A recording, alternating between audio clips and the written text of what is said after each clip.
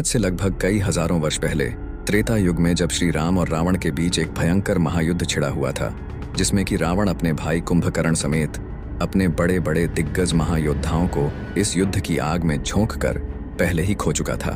तब रावण अत्यंत ही क्रोधित होते हुए अपनी एक विशाल सेना लिए श्री राम और उनके बानर सेना के समक्ष रणभूमि में खुद ही उतरने का मन बना लिया कि तभी रावण का सबसे प्रिय प्रलयनकारी और ज्येष्ठ पुत्र मेघनाद अपने पिता रावण के समक्ष आ खड़ा हुआ और मेघनाद यानी कि इंद्रजीत के होते हुए अपने पिता रावण को युद्ध भूमि में न जाने की बात कहने लगा। जिसके बाद मेघनाद की क्षमता, उत्साह और आत्मविश्वास, साथ ही समय की मांग को भी देखते हुए रावण ने अपने सबसे प्रिय पुत्र मेघनाद को रणभूमि में जाने की अनुमति दे दी। दरअसल मेघनाद परम शक्तिशाली और चतुर योद्धा होने के साथ साथ छल कपट का सबसे बड़ा महारथी था। वह बादलों में छिपकर हमला करने में बेहद माहिर था। साथ ही मेघनाद को ब्रह्मास्त्र के अलावा अनेकों अस्त्र शस्त्र भी प्राप्त थे और इनका सही इस्तेमाल भी, और इसीलिए वह इंद्रदेव को युद्ध में परास्त कर इंद्रजीत कहलाया। जिसके बाद विभीषण के गुप्तचरों द्वारा बानर राज सुग्रीव को रणभूमि में इस बार मेघनाद के आगमन का पता चला। फिर विभीषण ने मेघनाद को पूरे लंका का सबसे शक्तिशाली और अत्यंत ही विनाशकारी योद्धा बतलाते हुए बानर राज सुग्रीव को अपनी बानर सेना को और भी दुरुस्त करने के साथ ही साथ चौकन्ना रहने का भी परामर्श दिया। जिसके बाद सुग्रीव सहित उनकी पूरी बानर सेना बेहद चौकन्ना होकर रणभूमि में मेघनाद के आगमन का इंतजार करने लगे। फिर कुछ क्षण के बाद मेघनाद अपनी एक बड़ी सेना लिए रणभूमि में पहुंच गया और अपनी आसुरी सेना के साथ बिजली की तरह बानर सेना पे टूट पड़ा। जिसके बाद आसुरी सेना और बानर सेना के बीच एक विकराल युद्ध प्रारंभ हो गया। चल रहे युद्ध में आसुरी सेना और बानर सेना एक दूसरे को कड़ी टक्कर दे रहे थे। आसुरी और बानर सेना के बीच बराबरी का यह युद्ध देखकर मेघनाद आग बबूला हो उठा और उसने अपनी माया दिखानी शुरू कर दी। वह आसमान में जाकर बादलों के बीच ओझल यानी कि अदृश्य हो गया। फिर उसने पूरे बानर सेना पे अपने घातक तीरों से प्रचंड रूप से हमला करना शुरू कर दिया। मायावी तीरों के साथ साथ उसने आसमान से पूरे बानर सेना के ऊपर अपनी मायावी शक्ति से बिजली बरसाना शुरू कर दिया, जिसके दौरान हजारों की तादाद में बानर और भालू सेना वीर गति को प्राप्त हो गए। साथ ही इस युद्ध में असुरों का पलड़ा पूरी तरह से भारी हो चुका था। यह देख वानर राज सुग्रीव समेत सेनापति अंगद और नल नील पूरी तरह से घबरा गए। जिसके बाद वानर राज सुग्रीव ने देर न करते हुए तत्काल ही श्री राम के पास अपने कुछ वानर सैनिकों द्वारा रणभूमि की चिंताजनक खबर भिजवाई, जिसे सुन श्री राम के आंखों से आंसू छलक पड़े और वहीं लक्ष्मण जी के आंखों में अंगारे भड़क उठे। जिसके बाद लक्ष्मण जी फिर से श्री राम के आगे नगमस्तक होकर रणभूमि में जाने की अनुमति मांगने लगे। दरअसल रावण के विरुद्ध शुरू हुए इस युद्ध को कई महीने बीत चुके थे, पर लक्ष्मण जी के कई बार कहने के बावजूद भी श्री राम ने उन्हें युद्ध भूमि में जाने की अनुमति नहीं दी, क्योंकि श्री राम को युद्ध शुरू होने के पहले ही मेघनाद के मृत्यु का राज विभीषण के द्वारा पता चल चुका था। दरअसल मेघनाद ने जब ब्रह्मदेव की तपस्या पूर्ण की, तब उसने ब्रह्मदेव से अमृता का वरदान मांगा, जिसे कि ब्रह्मदेव ने प्रकृति के नियम के विरुद्ध बताते हुए मेघनाद को कुछ अलग प्रकार का कठिन मृत्यु वरदान दे दिया। जिसके दौरान मेघनाद की मृत्यु सिर्फ उसी जीव के हाथों संभव होगा जो कि 14 वर्षों से सोया न हो। और इस वरदान के मुताबिक पूरे सृष्टि में लक्ष्मण जी ही एक ऐसे जीव मात्र थे जो कि लगातार 14 वर्षों से अपनी निद्रा को त्यागे हुए थे। और इन बातों को समझते हुए श्री राम ने पहली बार लक्ष्मण जी को युद्ध में जाने की अनुमति दे दी, क्योंकि इस बार रणभूमि में मेघनाद यानी कि इंद्रजीत पैर जमाए जो बैठा था। फिर यहाँ रणभूमि में मेघनाद बानर सेना के ऊपर अपनी बिजली जैसी ताकत बरसा ही रहा होता है कि अचानक वहाँ लक्ष्मण जी उसके समक्ष आ खड़े होते हैं और मेघनाद को युद्ध के लिए ललकारने लगते हैं। जिसके बाद मेघनाद लक्ष्मण जी से उपहास करते हुए श्री राम को भी साथ में लिए इकट्ठे उससे युद्ध करने के लिए कहने लगा। जिसके बाद लक्ष्मण जी ने मेघनाद के लिए खुद को ही पर्याप्त बताते हुए मेघनाद के ऊपर अपना पहला प्रहार कर दिया, जिसे कि मेघनाद ने बीच में ही नष्ट कर दिया। फिर मेघनाद ने भी लक्ष्मण जी के ऊपर तीरों से प्रहार करना शुरू कर दिया, जिसे कि लक्ष्मण जी बीच रास्ते में तेजी से नष्ट करते गए। ऐसे ही काफी समय तक दोनों महायोद्धा एक दूसरे के ऊपर तमाम प्रकार के तीरों से प्रहार करते रहे। लेकिन कुछ समय बाद लक्ष्मण जी मेघनाद के ऊपर भारी पड़ने लगे, जिसे देख मेघनाद ने छल कपट का सहारा लेना ही सही समझा। जिसके बाद वह प्रबल तेज गति से बादलों में जा छिपा और बादलों के बीच से ही लक्ष्मण जी के ऊपर तीरों की बारिश करनी शुरू कर दी। लेकिन इससे भी लक्ष्मण जी विचलित न हुए। वे निरंतर मेघनाद के हर प्रहार का जवाब देते गए। जिसके बाद मेघनाद ने अपनी माया से लक्ष्मण जी का ध्यान सिर्फ और सिर्फ अपने तिरों के प्रहार पर ही केंद्रित कर दिया और दूसरी तरफ अपनी माया का इस्तेमाल करते हुए उसने लक्ष्मण जी के पीठ पीछे शक्ति बाण से एक जोरदार घातक प्रहार कर दिया, जिससे कि लक्ष्मण जी मूर्छित होकर जमीन में गिर पड़े। और यहाँ मेघनाद यानी कि इंद्रजीत जोड़ों से ठाके लगाते हुए ऊपर बादलों से युद्ध भूमि पर मूर्छित पड़े लक्ष्मण जी के ऊपर दोबारा से अपने तलवारों से प्रहार करने के लिए कूद पड़ा। पर मेघनाद जैसे ही मूर्छित पड़े लक्ष्मण जी के समीप पहुंचा, उसकी छाती में एक जोरदार गदा प्रहार हुआ, जिससे कि मेघनाद कोसों दूर जा गिरा।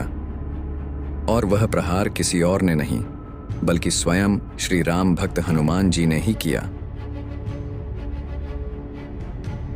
फिर हनुमान जी युद्ध भूमि में मूर्छित पड़े लक्ष्मण जी को उठाकर अपने संग श्री राम के सम्मुख लेकर आए।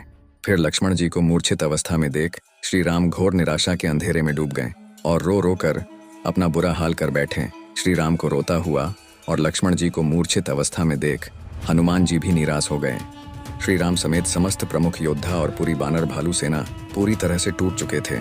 माहौल पूरी तरह से निराशामय हो चुका था कि तभी विभीषण ने इस दुख की घड़ी में एक नई उम्मीद की किरण जगाई और सुषेण वैद्य का नाम लेते हुए उन्हें ही इस शक्ति बाण के प्रभाव को खत्म करने वाला पूरे लंका का सबसे श्रेष्ठ और अनुभवी चिकित्सक बताया। जिसके बाद तनिक भी देर न करते हुए हनुमान जी ने विभीषण से सुषेण वैद्य का पता पूछा और लंका नगरी की तरफ उड़ चले। और फिर लंका नगरी पहुंचते ही हनुमान जी ने सुषेण वैद्य को अपने घर के अंदर सोता हुआ पाया। जिसके बाद हनुमान जी ने बिना समय नष्ट किए उनके घर को जमीन से उखाड़कर सुषेण वैद्य समेत पूरे घर को अपने हाथों में लिए आकाश मार्ग से लाकर लक्ष्मण जी के सम्मुख रख दिया। और वहीं दूसरी तरफ लंका के महल में खुशी का माहौल था, जहां की रावण और मेघनाद समेत पूरा लंका खुशी के मारे झूम रहा था, क्योंकि रावण को लग रहा था कि अब शक्ति बाण के आघात से लक्ष्मण का बचना तो नामुमकिन है।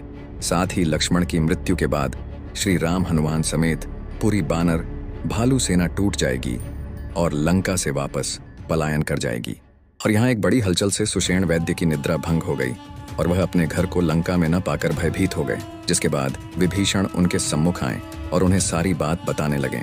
जिसके बाद सुषेण वैद्य ने लक्ष्मण जी के ऊपर हुए शक्ति बाण के आघात के प्रभाव को खत्म करने का सिर्फ और सिर्फ एकमात्र उपाय सुझाया, जिसमें कि उन्होंने तत्काल ही उत्तर की तरफ स्थित द्रोणागिरी पर्वत पे जाकर संजीवनी बूटी लाने की बात कही, क्योंकि एकमात्र संजीवनी बूटी ही शक्ति बाण के प्रभाव को तत्काल खत्म कर लक्ष्मण जी के शरीर को वापस से सामान्य अवस्था में लाने की क्षमता रखता था। जिसके बाद हनुमान जी सामने आए और सुषेण वैद्य से संजीवनी बूटी की पहचान के बारे में पूछने लगे। जिसके बाद सुषेण वैद्य ने उन्हें संजीवनी बूटी के रंग रूप और कायाकल्प के बारे में पूरा विवरण दे दिया। जिसके बाद हनुमान जी ने तनिक भी देर न करते हुए एक जोरदार उड़ान भरते हुए बेहद तीव्र गति के साथ उत्तर दिशा की ओर बढ़ने लगे।